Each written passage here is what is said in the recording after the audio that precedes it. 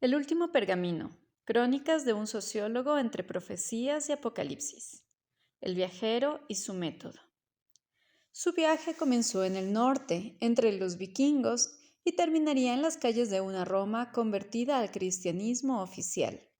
Pero para entender su relato hay que comprender que todas las profecías del fin de los tiempos, desde el Ragnarok hasta el Armagedón, hablan del mismo miedo humano, el miedo a que el orden se desmorone y con él la esperanza. El eco del Ragnarok en las costas del norte. El sociólogo llegó a Escandinavia en pleno invierno. Allí, los guerreros del norte le hablaron del Ragnarok, el crepúsculo de los dioses. Los vikingos no esperaban un Mesías benevolente, sino un combate final donde los gigantes de hielo y fuego arrasarían Midgard, el mundo de los hombres, y los dioses caerían uno a uno. No hay salvación individual, le dijo un anciano de barba trenzada junto a una hoguera. Solo el honor de morir luchando. El sociólogo anotó en su cuaderno: aquí el fin del mundo no es un castigo, sino una consecuencia inevitable del conflicto entre orden y caos. No hay un salvador, solo héroes. Pero esa idea de una batalla cósmica entre fuerzas antagónicas ya la había visto antes, en otros lugares. La luz y las tinieblas de Persia. Siguiendo las rutas comerciales hacia el este, el sociólogo llegó a la antigua Persia, donde aún quedaban sacerdotes que practicaban el zoroastrismo. Allí, los moveds le hablaron de Ahura Mazda, el señor sabio, creador de todo lo bueno, y de su eterno adversario, Angra Mainyu, el espíritu destructor. El mundo es un campo de batalla, le explicó un sacerdote. Cada persona elige entre la luz y la mentira. Al final de los tiempos, Ahura Mazda vencerá y el fuego purificador consumirá el mal. El sociólogo sintió un escalofrío. Aquella dualidad, bien contra mal, luz contra tinieblas, con un juicio final y una renovación del mundo, le resultaba extrañamente familiar. No era la primera vez que encontraba esa estructura. ¿Y hay un Salvador?, preguntó. 3 vendrán, respondió el Moved. El último se llamará Saoshyant y resucitará a los muertos. El sociólogo escribió: el zoroastrismo no solo influyó en el judaísmo post-exílico, sino que sembró las semillas de la escatología mesiánica. De aquí nace la idea de un juicio final individual y colectivo. El Buda que aún no ha llegado. El sociólogo viajó entonces al Extremo Oriente, a los monasterios budistas del Tíbet y la India. Allí, los monjes le hablaron de Maitreya, el Buda del futuro, un mesías budista que aparecerá cuando el Dharma, la enseñanza, haya sido olvidado por completo. No es un dios vengador, le aclaró una monja anciana. Es un ser iluminado que renacerá para enseñar de nuevo el camino hacia el nirvana. Traerá una era de paz, pero solo si nosotros estamos preparados. El sociólogo comparó mentalmente. Mientras los zoroastrianos esperaban un guerrero de la luz y los vikingos un combate final, los budistas aguardaban un maestro. Sin embargo, todos coincidían en que algo en el mundo estaba roto y necesitaba ser restaurado. En el hinduismo también tienen algo así, comentó el sociólogo. La monja asintió. Sí, Kalki será el 10º avatar de Vishnu, montado en un caballo blanco, empuñando una espada flamígera. Vendrá a acabar con la era oscura, el Kali Yuga, y a restaurar la virtud. El sociólogo anotó frenéticamente: el caballo blanco, la espada, el juicio. ¿Casualidad o transmisión cultural? ¿O acaso todas las culturas intuyen el mismo arquetipo? El Mashiach judío y el templo reconstruido. De regreso hacia el oeste, el sociólogo se instaló en Jerusalén. Allí, entre eruditos rabínicos, profundizó en la esperanza judía del Mashiach. un anciano jasídico le explicó con paciencia: el Mashiach no será un Dios hecho hombre, sino un líder humano descendiente del rey David. Su primera misión será reconstruir el templo de Jerusalén, que los romanos destruyeron hace siglos. Solo entonces comenzará una era de paz universal, donde el conocimiento de Dios llenará la tierra como el agua cubre el mar. ¿Y qué pasa con los muertos?, preguntó el sociólogo. Los justos resucitarán, los malvados serán juzgados. El sociólogo recordó entonces algo que había estudiado en sus años de formación. Entre los judíos más místicos había una corriente esotérica conocida como Cabalá judía, que ofrecía una interpretación esotérica de la Torá. No leían los textos como historia literal, sino como un código secreto que revelaba la estructura oculta del universo. Las sefirot, emanaciones divinas, la fractura del mundo original, Shevirat Hakelim, y la necesidad de repararlo, Tikkun. Para un cabalista, le dijo un joven estudioso, el fin de los tiempos no es solo un evento externo. Es el momento en que cada alma, a través de su propia corrección, ayuda a restaurar la unidad original de Dios con su creación. El sociólogo sonrió. Lo externo y lo interno se reflejan, escribió. El Apocalipsis también ocurre dentro de nosotros. El Apocalipsis en griego y las 7 iglesias. Fue en una biblioteca de Alejandría donde el sociólogo encontró el texto que unificaría muchas de esas visiones dispersas. El Apocalipsis, palabra griega que significa revelación, no fin del mundo, como muchos malinterpretan. Escrito por un tal Juan de Patmos, era una carta profética dirigida a 7 iglesias de Asia Menor: Éfeso, Esmirna, Pérgamo, Tiátira, Sardes, Filadelfia y la Odisea. El sociólogo leyó en voz alta traduciendo del griego.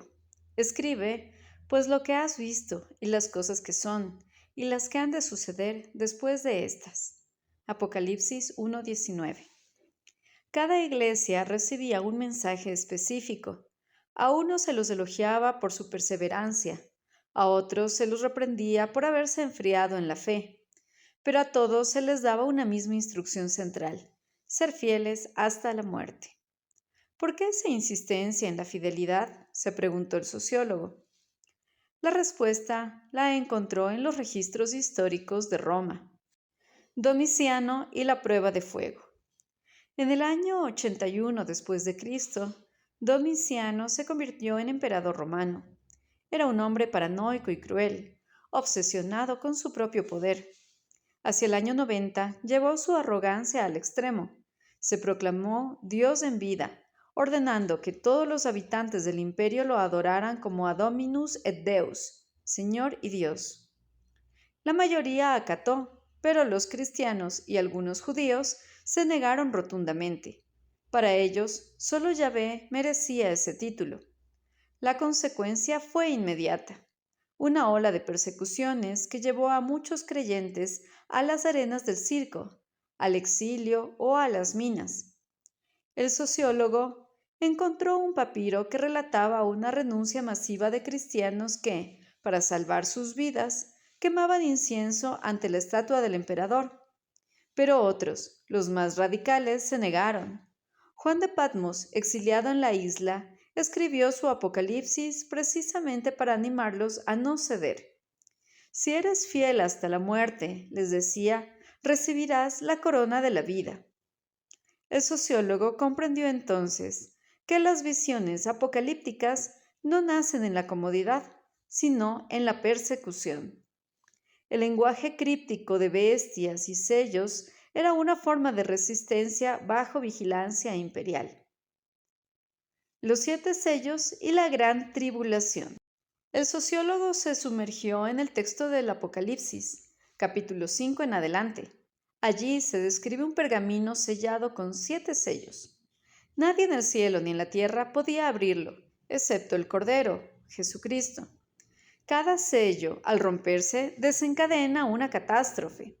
Pero antes de continuar, el sociólogo reparó en un detalle crucial. Existe una literatura judía anterior, los pergaminos secretos de Qumran, los rollos del Mar Muerto, donde también se habla de sellos y misterios revelados al final de los tiempos. Juan bebió de esa fuente, anotó. El texto habla de un periodo de 7 años de duración conocido como la Gran Tribulación. Algunas interpretaciones modernas, especialmente las evangélicas, sostienen que los creyentes serán llevados al cielo antes de ese periodo en un evento llamado arrebatamiento, del latín raptura, aunque en el texto griego original no aparece tan explícitamente. Aquí hay debates teológicos enormes, murmuró el sociólogo, pero vayamos sello por sello. Los primeros 4 sellos, los 4 jinetes. Al abrir el primer sello aparece un jinete sobre un caballo blanco. Lleva un arco y se le da una corona. Sale para vencer. Muchos han confundido a este jinete con Jesucristo, explicó un teólogo que acompañaba al sociólogo en aquella biblioteca. Pero si lees con cuidado, el texto dice que es el anticristo. Simula la paz, pero trae engaño. El segundo sello trae un caballo rojo, color fuego. Su jinete tiene poder para quitar la paz de la tierra y hacer que los hombres se maten unos a otros. Es la guerra. El tercer sello, un caballo negro, su jinete lleva una balanza. Una voz anuncia: 1 denario por 1 litro de trigo y 3 denarios por 3 litros de cebada, pero no dañes el aceite ni el vino. Es la hambruna que encarece los alimentos básicos, pero permite los lujos, injusticia económica. El cuarto sello, un caballo pálido, verde amarillento, color de la enfermedad.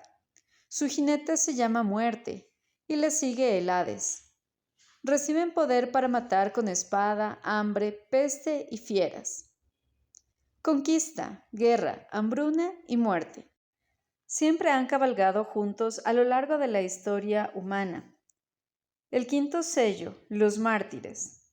Al abrir el quinto sello, Juan ve debajo del altar las almas de los que fueron asesinados por causa de la palabra de Dios. Claman: ¿hasta cuándo, Señor? Se les da una túnica blanca y se les dice que descansen un poco más, hasta que se complete el número de sus consiervos que también serán muertos. El sociólogo recordó a los mártires de Domiciano. Esto no es una fantasía, pensó, es la memoria del sufrimiento real.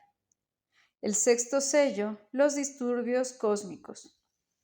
El sexto sello provoca un gran terremoto. El sol se vuelve negro como tela de luto y la luna se torna roja como la sangre. Las estrellas caen a la tierra como higos verdes sacudidos por el viento. El cielo se enrolla como un pergamino y toda montaña e isla es removida de su lugar. Los 140,000 elegidos. Antes de que llegue la siguiente plaga, 4 ángeles se detienen en los 4 puntos cardinales para contener los vientos destructivos. Luego, otro ángel, con el sello del Dios vivo, grita: «No dañéis la tierra, ni el mar, ni los árboles, hasta que hayamos sellado en sus frentes a los siervos de nuestro Dios».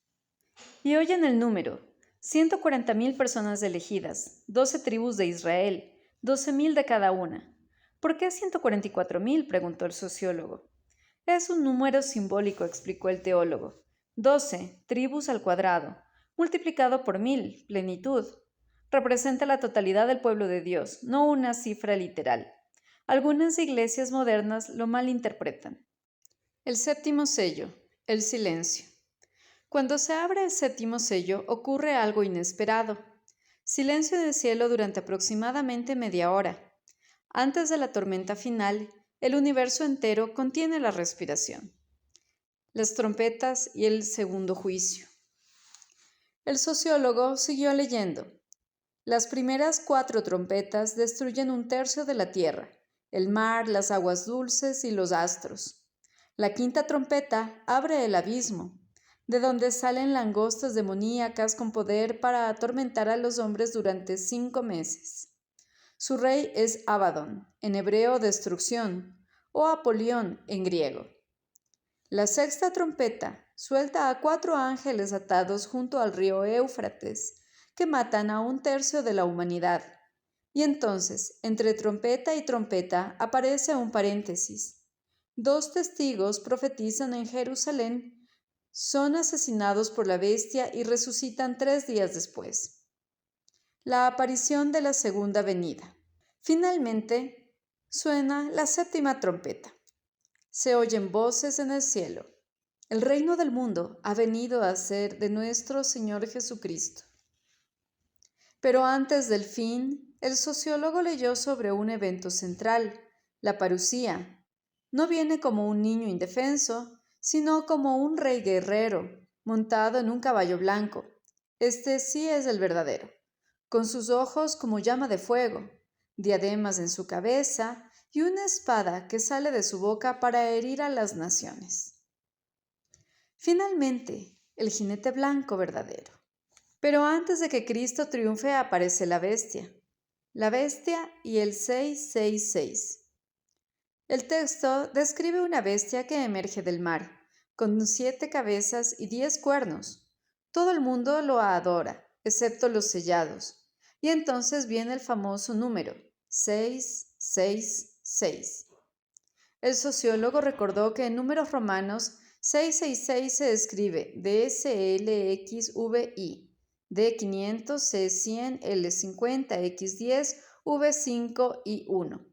Pero el sociólogo sabía que no era una simple cifra. En griego y hebreo, las letras que tienen valor numérico, explicó a su ayudante, 666 corresponde al nombre de Nerón César, si se transcribe al hebreo, Nerón Khusr. Nerón fue un emperador que persiguió a los cristianos. Juan, escribiendo bajo Domiciano, usa el mismo sistema para advertir: cuidado, otro Nerón está por venir. No es un código para calcular el fin del mundo, sino una advertencia política cifrada. El tercer juicio y la batalla de Armagedón. El tercer juicio es el más terrible, las 7 copas de la ira de Dios derramadas sobre la tierra. Llagas, sangre en los mares, fuego del altar, tinieblas, el Éufrates se seca para preparar el camino. Y entonces, 3 espíritus demoníacos, semejantes a ranas, reúnen a los reyes de toda la tierra para la batalla en el lugar llamado en hebreo Megido, o Armagedón. El sociólogo viajó al valle de Jezreel, donde se encuentra el Tel, colina de Megido. Allí se libraron batallas cruciales en la historia de Israel. Armagedón no es un lugar mágico, pensó. Es un símbolo, el punto donde se enfrentan todos los poderes humanos contra Dios. Pero el texto es claro, no hay una batalla larga. Cristo aparece, la bestia y el falso profeta son lanzados vivos al lago de fuego. Satanás es atado por 1000 años. Los 1000 años y la nueva Jerusalén. El sociólogo llegó al capítulo 20 del Apocalipsis. Allí se habla de 1000 años de Jesús, el milenio, durante los cuales los mártires resucitan y reinan con Cristo. Satanás permanece encerrado en el abismo. Luego viene el juicio final, el gran trono blanco. Los muertos, grandes y pequeños, son resucitados y juzgados según sus obras. La muerte y el Hades son arrojados al lago de fuego, y el que no estaba escrito en el libro de la vida también. Finalmente, el sociólogo leyó la descripción de la Nueva Jerusalén, una ciudad de oro puro con 12 puertas de perlas, 12 fundamentos de piedras preciosas. No necesita templo, ni sol ni luna, porque Dios mismo es su luz. El edicto de Milán y un giro inesperado. Pero el sociólogo no era solo un compilador, era un sociólogo y sabía que las profecías no existen en el vacío. 2 siglos después de que Juan escribiera el Apocalipsis, el Imperio Romano cambió radicalmente. En el año 313 después de Cristo, los emperadores Constantino para Occidente y Licinio para Oriente firmaron el Edicto de Milán, que decretaba la libertad religiosa en Roma. Por primera vez, el cristianismo dejó de ser perseguido y se convirtió en una religión lícita, luego en la favorita y finalmente en la oficial. ¿Y qué pasó con el lenguaje apocalíptico?, se preguntó el sociólogo. Sucedió algo paradójico. La Iglesia, que antes era una minoría perseguida que soñaba con la venida del Cordero para juzgar a Roma, la gran prostituta de Babilonia, se convirtió en una institución poderosa, aliada del imperio. Y entonces surgieron críticas, desde dentro y fuera. La prostituta es la Iglesia, crítica protestante. Siglos después, en el siglo XVI, un monje agustino llamado Martín Lutero encendió la Reforma protestante. Su lectura del Apocalipsis era radical. La prostituta sentada sobre la bestia, la gran ciudad que domina sobre los reyes de la tierra, no era Roma pagana, sino la propia Iglesia de Roma, la institución papal que, según Lutero, había deformado el Evangelio. La crítica protestante señaló que la Iglesia perseguida de ayer se había convertido en la perseguidora de hoy. Los papas, vestidos de púrpura y escarlata, montados sobre los poderes políticos, comerciando con las conciencias. El sociólogo cerró su cuaderno y suspiró. El Apocalipsis no es un libro para calcular fechas, concluyó. Es un espejo. Cada generación se ve reflejada en él. Los vikingos vieron su Ragnarok. Los persas su lucha entre la luz y las tinieblas, los judíos su Mashiach reconstruyendo el templo, los cristianos su Cristo vencedor, y los protestantes una llamada a volver a la fidelidad de las 7 iglesias de Asia Menor. El pergamino abierto. El sociólogo viajero escribió en la última página de su diario. He recorrido mitos y profecías. He visto cómo el miedo a la persecución, Domiciano, engendra esperanzas de liberación, el arrebatamiento. He comprendido que el número de la bestia, 666, era un nombre, y el sello de los elegidos, 144,000, era un símbolo. He aprendido que el silencio del 7º sello es más aterrador que cualquier trueno, y que la Nueva Jerusalén no es un lugar al que se va, sino una realidad que se construye cuando un Dios habita en la mente de la humanidad. Y sobre todo, he entendido que todas estas visiones, desde el Ragnarok hasta Armagedón, no nos enseñan cuándo terminará el mundo, sino cómo debemos vivir mientras tanto, con fidelidad, con esperanza, y recordando que el juicio no es para que temamos, sino para que la justicia finalmente sea restaurada. Entonces, el Cordero abrió el 7º sello, y en el cielo hubo silencio. Pero en la tierra, un hombre, el sociólogo, cerró su cuaderno, guardó su pluma y sonrió, porque había entendido que el verdadero Apocalipsis no es el fin, sino el momento en que se quita el velo y vemos que el juicio final depende de la sociedad que construyamos.